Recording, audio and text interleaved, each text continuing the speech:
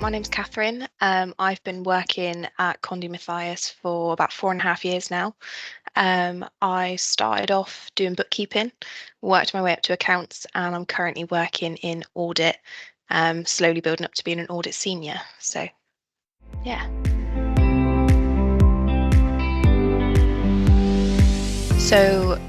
My school used to do these things called speech day, where we used to have award ceremonies for certain students, and we'd have ex-students come in and give like conversations about what they did and after school and how they got there.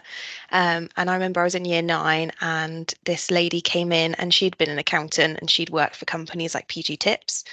And she just said about how she really enjoyed maths, and she talked about, you know, how she got to where she was and what she did. And I moment that, oh, I like maths. I don't know what I want to do yet. That sounds really interesting. And I started looking into it. Um, and then when I was doing my A levels at school, I knew I wanted to do an apprenticeship. I didn't want to go to uni. And Condy Mathias contacted my school asking for any applicants for an apprenticeship, and I went for it. And yeah, that's how I got here. So straight out of school. But yeah, because they contacted my school, and yeah, jumped straight on it. So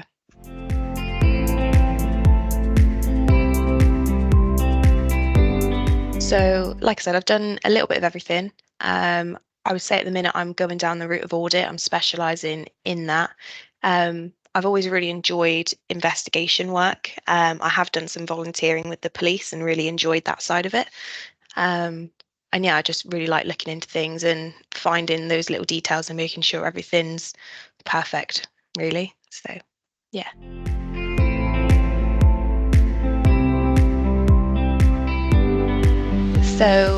Whilst I've been here through my apprenticeships, I've done AAT level 2, 3, and 4. I'm a qualified accountant, and I'm currently halfway through my studies to become a chartered accountant with ICAW.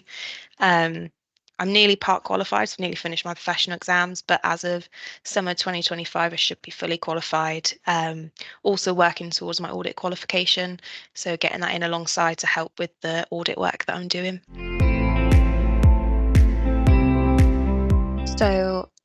I always start off with just having a general conversation, not just going straight in with, jargon and general financial information. Just have a conversation, get to know the person, listen to, their interests, what they do. And I take that and I apply it to, any future conversations we have, any information I learn about a person whilst I'm talking to them, I'll take that through every conversation and check up on things like if they've told me about like a holiday they've been on or something like that. It won't always just be about business and finance. It's getting to know that person on a more friendly level and carrying that forward. So I always like to break it down. No matter how big or small it is, you can break it down into small steps. Um, so explain something slowly, make sure someone's got that first building block before we add to it, not just starting with the roof, starting with the foundations. As you can tell, I like a metaphor. So I always try and apply it to real day situations. And yeah, just make sure that the person really understands where we're going before we get to that end point, and taking them on a journey through it.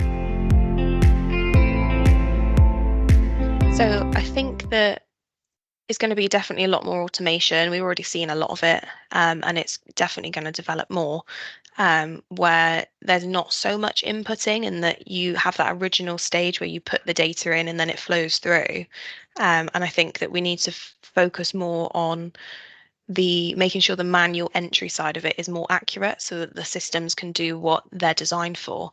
And I think that means, more training is required, and that's what I try and do is I try and keep up to date with all these new changes so that anyone around me or any clients, if they have any questions, I can answer it with confidence that this is what we need to do in order to get that final output that's fully accurate. um, and yeah, just keeping up to date, watch some webinars and make sure that any new information that's coming out, I'm not ignoring it because it could be something that makes an impact on, just one client, but it would be worth it. So yeah. So recently we've started using a new audit software that gives it, once the data is input, it gives us a more accurate and more detailed analytical review. And that means we can really pinpoint areas where, things like sales, where they're fluctuating, if the reason profits are reducing or increasing is due to the sales or due to costs. And you can really pinpoint those key areas. And it just means we can analyze the data further, and provide a more, rounded view of a client's financial activities.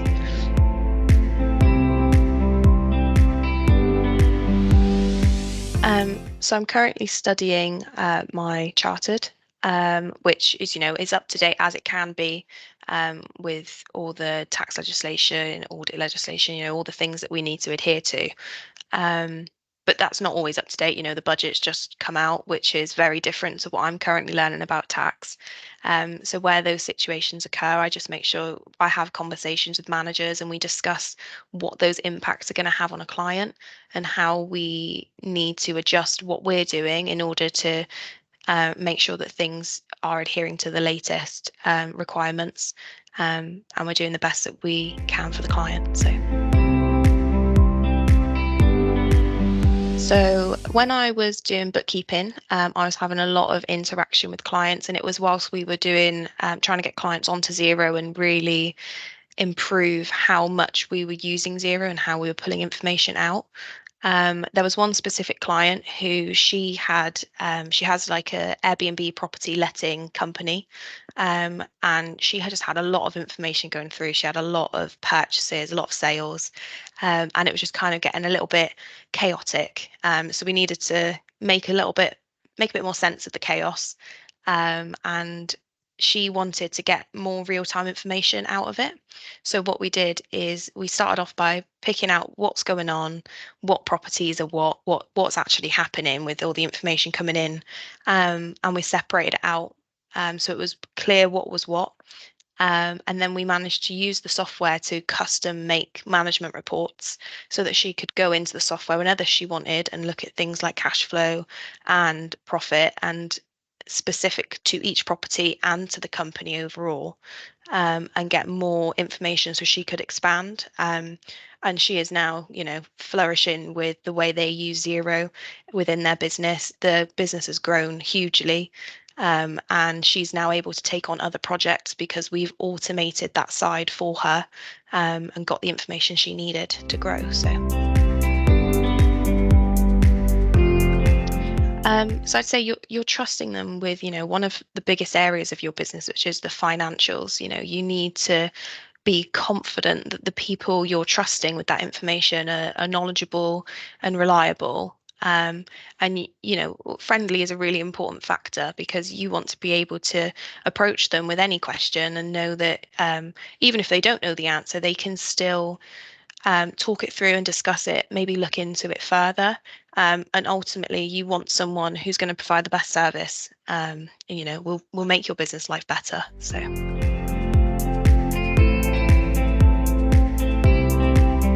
So I'd say don't worry if you struggled with complicated things at school like algebra and Pythagoras theorem and all that stuff. The software does a lot of the complicated calculations now. Yes, you still need to have an understanding of them, but I would focus more on, understanding the business world and understanding what business owners want out of their company, and their small businesses. Keep up to date with what's going on in the news and what's happening, with things like inflation and budgets coming out, and work on those skills, work on those communication skills, and be good at talking to people and just having conversations. Sometimes you will have difficult conversations, but as long as you can have the skills to manage that, then you're going to be able to have that conversation whether it's good or bad.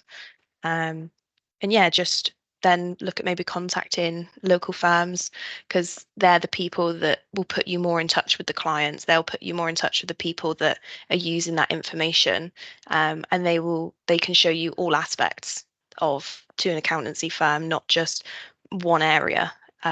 So yeah, I'd really recommend contacting local firms and trying to get some experience from that as well.